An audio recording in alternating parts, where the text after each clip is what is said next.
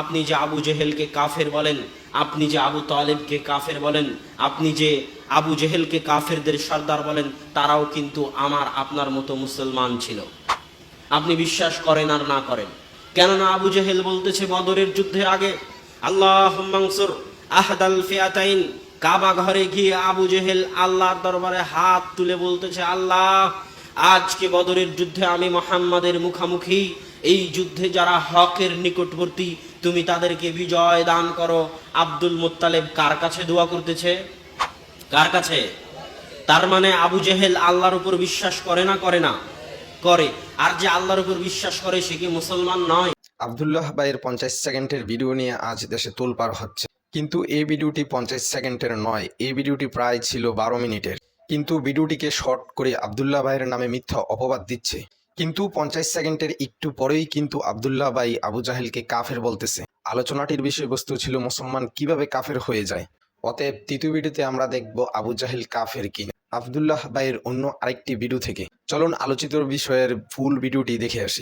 ভিডিওটি বেশি বেশি শেয়ার করে সঠিক তথ্যটি সবার কাছে পৌঁছে দিন। আপনি যে আবু জেহেলকে কাফের বলেন, আপনি যে আবু তালেবকে কাফের বলেন, আপনি যে আবু জেহেলকে কাফেরদের সর্দার বলেন, তারাও কিন্তু আমার আপনার মতো মুসলমান ছিল।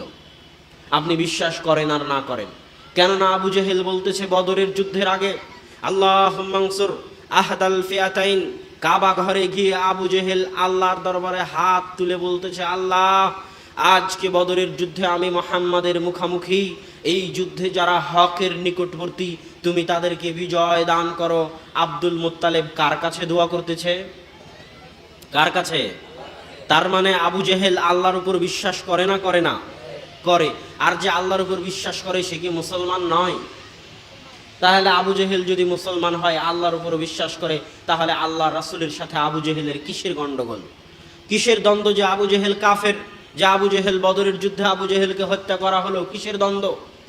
আল্লাহ রাসূলের দাদা আব্দুল মুত্তালিব যখন কাবা ঘর ধ্বংস করতে আসলো, আলাম তারা কাইফা ফাআলা রাব্বুকা বিআসহাবিল ফিল আলাম ইয়াজআল কাইদাহুম ফি তাদলিল ওয়া আরসালা আলাইহিম তায়রান আবাবিল তারমিহিম বিহিজারাতিন মিন সিজ্জিল ফাজআলাহুম কাআসফিম মাকুল।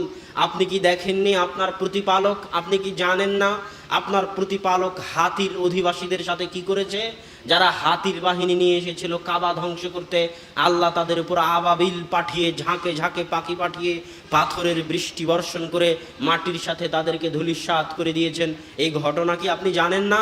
এই ঘটনা ঘটার আগে আপনার দাদা আব্দুল মুত্তালিব আল্লাহর দরবারে দোয়া করে বলেছিল, আল্লাহ, তোমার ঘর তুমি হেফাজত করিও। আমার সাধ্যের বাইরে, মানে আব্দুল মুত্তালিব আল্লাহর উপর বিশ্বাস করত। আব্দুল মুত্তালিব তার ছেলের নাম কি রেখেছে? আব্দুল মুত্তালিব তার ছেলের নাম কি রেখেছিল? আব্দুল্লাহ। মুহাম্মদ সাল্লাল্লাহু আলাইহি ওয়াসাল্লামের পিতার নাম হচ্ছে আব্দুল্লাহ।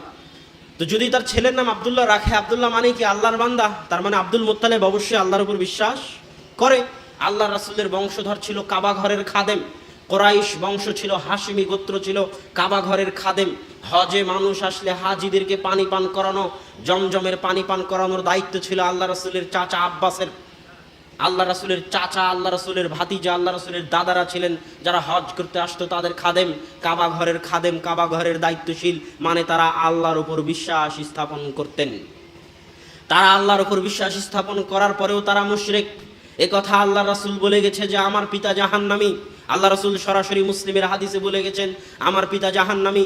আবু জেহেল মুশরিক, আল্লাহর কাছে দোয়া করার পরেও এই আবু জেহেল যেমন আল্লাহর উপর বিশ্বাস করত, আব্দুল্লাহ আব্দুল মুত্তালিব যেমন আল্লাহর উপর বিশ্বাস করত, এই রকম আল্লাহর উপর বিশ্বাসকারী মুশরিকের সংখ্যা বাংলাদেশে হাজারো, লাখো, অগণিত।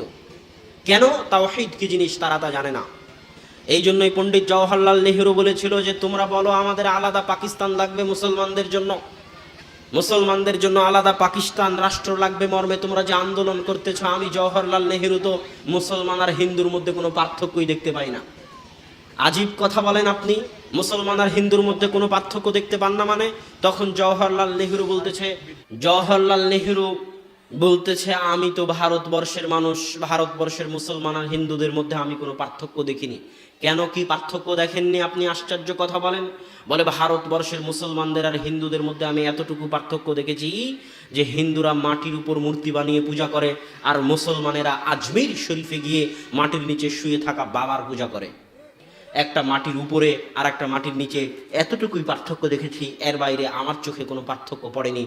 অতএব মুসলমান আর হিন্দুদের আলাদা দেশের প্রয়োজন নাই। এই হচ্ছে এদেশের মানুষের অবস্থা। এদেশের মানুষ তাওহীদ কাকে বলে তা জানে না। মানুষ তো জানে না, আলেম ওলামাও জানে না যে আল্লাহ সুবহানাহু ওয়া তাআলাকে রব হিসেবে মানা মানে আল্লাহ সুবহানাহু ওয়া তাআলাকে রিজিক দাতা হিসেবে মানা, আল্লাহ সুবহানাহু ওয়া তাআলাকে সৃষ্টিকর্তা হিসেবে মানা, আল্লাহ সুবহানাহু ওয়া তাআলাকে প্রতিপালক হিসেবে মানা। আর যে আল্লাহকে রব হিসেবে মানে তারা সবাই যে আল্লাহকে ইলাহ হিসেবে মানে তা কিন্তু নয়। দলিল, আবু জেহেল যখন বদরের যুদ্ধে যাচ্ছে, আবু জেহেল কাফের না কাফের নয়? কোনো সন্দেহ আছে? আবু জেহেল যখন বদরের যুদ্ধে যাচ্ছে তখন আবু জেহেল কাবা ঘরে গিয়ে হাত তুলে দোয়া করে বলতেছে আল্লাহুম্মা আনসুর আহদাল ফিআতাইন, হে আল্লাহ আজকের বদরের যুদ্ধে সবচেয়ে হকের নিকটবর্তী দলকে আপনি বিজয় দান করিয়েন। তাহলে আবু জেহেল কার নিকটে দোয়া করলো? তার মানে আবু জেহেল আল্লাহকে বিশ্বাস করে না করে না? তাহলে আল্লাহকে বিশ্বাস করার পরেও আবু জেহেল কাফের কেমনে হয়?